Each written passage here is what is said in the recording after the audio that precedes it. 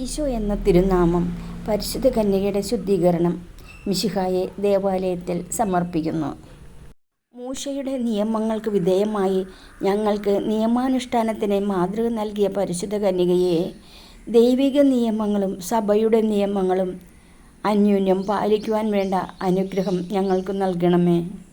അങ്ങേ ദിവ്യകുമാരനെ ദേവാലയത്തിൽ കാഴ്ചവെച്ചുകൊണ്ട് ലോകരക്ഷയ്ക്കായി അങ്ങേ പുത്രനെ സമർപ്പിക്കുന്നതിനുള്ള സന്നദ്ധത പ്രകടമാക്കി.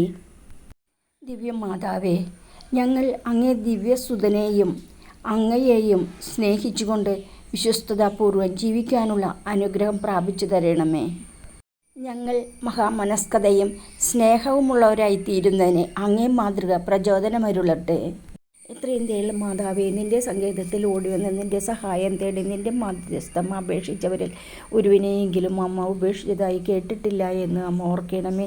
കന്യകളുടെ രാജ്ഞിയായ കന്യകേ, ദയുള്ള മാതാവേ, ഈ വിശ്വാസത്തിൽ ധൈര്യപ്പെട്ട് അങ്ങേ തൃപ്പാദത്തെങ്കൽ ഞാൻ അണയുന്നു. വിലപിച്ചു കണ്ണുനീർ ചിന്തി പാപിയായ ഞാൻ നിൻ്റെ ദയയുടെ ആഴത്തെ കാത്തുകൊണ്ട് അങ്ങേ സന്നിധിയിൽ നിൽക്കുന്നു. അവതരിച്ച വചനത്തിൻ മാതാവേ, എൻ്റെ അപേക്ഷ ഉപേക്ഷിക്കാതെ ദയാപൂർവം കേട്ടറിയണമേ. ആമേൻ. സുഹൃത ജപം.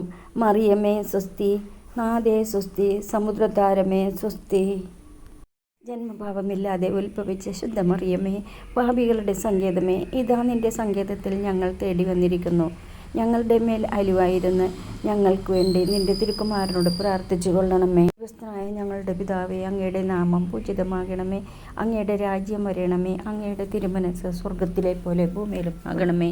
അന്നന്ന് വേണ്ട ആഹാരം എന്ന് ഞങ്ങൾക്ക് തരണമേ. ഞങ്ങളോട് തെറ്റ് ചെയ്യുന്നവരോട് ഞങ്ങൾ ക്ഷമിക്കുന്നത് പോലെ ഞങ്ങളുടെ തെറ്റുകൾ ഞങ്ങളോടും ക്ഷമിക്കണമേ. ഞങ്ങളെ പ്രലോഭനത്തിൽ ഉൾപ്പെടുത്തരുതേ, തിന്മയിൽ നിന്ന് ഞങ്ങളെ രക്ഷിക്കണമേ.